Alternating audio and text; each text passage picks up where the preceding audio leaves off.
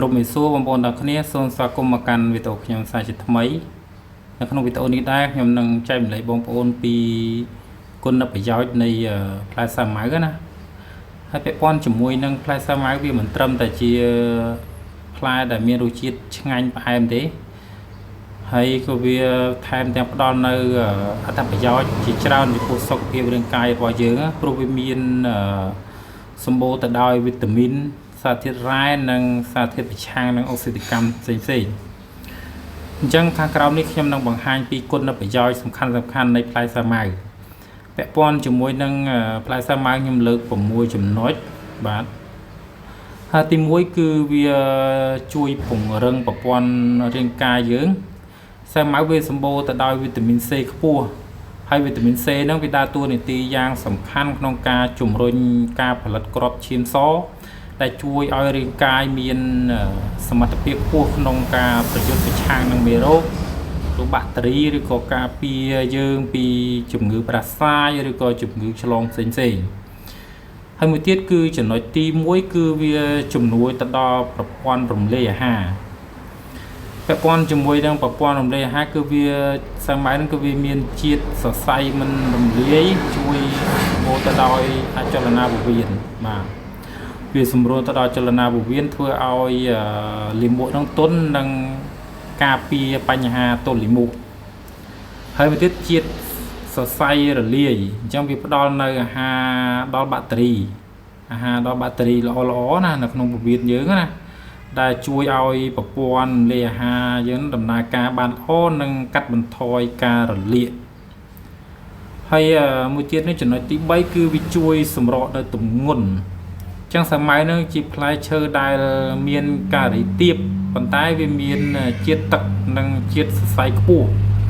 ហើយការទទួលទានសាវម៉ាវនឹងវាជួយឲ្យយើងមានអារម្មណ៍ថាឆ្អែតបានយូរកាត់បន្ថយការឃ្លានអាហារផ្ដេសផ្ដាសណាវាជាជំនួយការដល់ល្អសម្រាប់អ្នកដែលចង់គ្រប់គ្រងឬក៏សម្រកនៅទម្ងន់ណាអញ្ចឹងយើងអាចបរិភោគហូបជួយដល់សម្រកទម្ងន់ដែរពាក់ព័ន្ធជាមួយនឹងសាវម៉ាវណាហើយចំណុចទី4គឺវាជំនួយទៅដល់ស្បែកឲ្យមានសុខភាពល្អនិងក្មេងទៅឲ្យយើងនឹងក្មេងជាងវ័យណាហើយជាតិទឹកដ៏ច្រើននៅក្នុងផ្លែសាវម៉ាវនឹងវាជួយផ្ដល់នៅសំណើមទៅដល់ស្បែកពីខាងក្នុងហើយលើពីនេះទៀតវីតាមីន C ហ្នឹងក៏នឹងសារធាតុប្រឆាំងអុកស៊ីតកម្មនៅក្នុងផ្លែវាហ្នឹងគឺវាជួយប្រយុទ្ធប្រឆាំងនឹងរ៉ាឌីកាសេរីដែលជាមូលហេតុបង្កឲ្យស្បែកយើងឆាប់ជ្រីងជ្រួញនិងជួយជួសជុលកោសិកាស្បែកតែខូចខាតផងដែរអញ្ចឹងវាជួយទៅដល់ស្បែកជាងយើងទៀតណាហើយមួយទៀតគឺចំណុចទី5បាទគឺវាប្រភពនៃធម្មពលនិងជំនួយទៅដល់គ្រាប់ឈាមអញ្ចឹងវាមានជាតិកាបូអ៊ីដ្រាតនិងជាតិស្ករធម្មជាតិអញ្ចឹងវាជួយផ្ដល់នៅធម្មពលដល់រាងកាយភ្លាមៗនៅពេលដែលយើងអស់កម្លាំងអីចឹងណាអញ្ចឹងវាជួយបានច្រើនពាក់ព័ន្ធជាមួយនឹងកម្លាំងហើយវាមានជាតិដែកបាទអញ្ចឹងសាវម៉ាវវាផ្ទុកនៅជាតិដែកដែលជួយឲ្យការផលិតអេម៉ូក្លូប៊ីនក្នុងឈាមបាទការពារនិងកាត់បន្ថយហានិភ័យនៃជំងឺខ្វះនៅឈាមបាទចឹងណាបងប្អូនហើយចំណុចទី6គឺវាពង្រឹងនៅសុខភាពដល់ឆ្អឹងបាទពង្រឹងនៅសុខភាពឆ្អឹងអញ្ចឹងវាជួយដល់ឆ្អឹងផ្លែសាវម៉ាវនេះវាមានផ្ទុកនៅសារធាតុរ៉ែសំខាន់ដូចជាពពុះកាល់ស្យូមពពុះផាស្ហ្វ័រហើយសារធាតុរ៉ែទាំង2នេះជួយទ្រទ្រង់និងថែរក្សាឆ្អឹងនិងដូចជាធ្មេញបាទហើយឲ្យយើងមានសភាពរឹងមាំនិងកាត់បន្ថយការប្រេះស្រាំអីណាអញ្ចឹងវាជួយទៅដល់ធ្មេញជួយដល់ឆ្អឹងអញ្ចឹងខ្ញុំមាន6ចំណុចនេះពាក់ព័ន្ធជាមួយនឹងសាវម៉ាវវាមានច្រើនទេបងប្អូនតែខ្ញុំលើក6ចំណុចនេះណា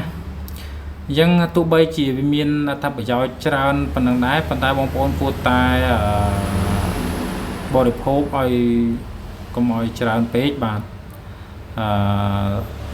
តែវាធ្វើឲ្យមានជាតិស្ករខ្ពស់ដែរពាក់ព័ន្ធជាមួយសាវម៉ាវស្ករធម្មជាតិតែវាមានខ្ពស់ដូច្នេះបងប្អូនគួរតែទទួលទានក្នុងកម្រិតល្មមបានហើយកម្រិតល្មមដូចប្រហែលជា6 5 6ផ្លែក្នុងមួយថ្ងៃបានហើយ ហ ហើយជាពិសេសសម្រាប់អ្នកដែលមានជំងឺទឹកនោមផ្អែមឬក៏អ្នកដែលត្រូវគ្រប់គ្រងកម្រិតជាតិស្ករក្នុងឈាមអញ្ចឹងបងប្អូនគួរតែធ្វើម៉េចឲ្យបានតឹងរឹងបាទគ្រប់គ្រងជាតិស្ករគឺយើងគួរតែកាត់បន្ថយដែរមួយផ្លែពីរផ្លែបានហើយបងប្អូនក្នុងមួយថ្ងៃ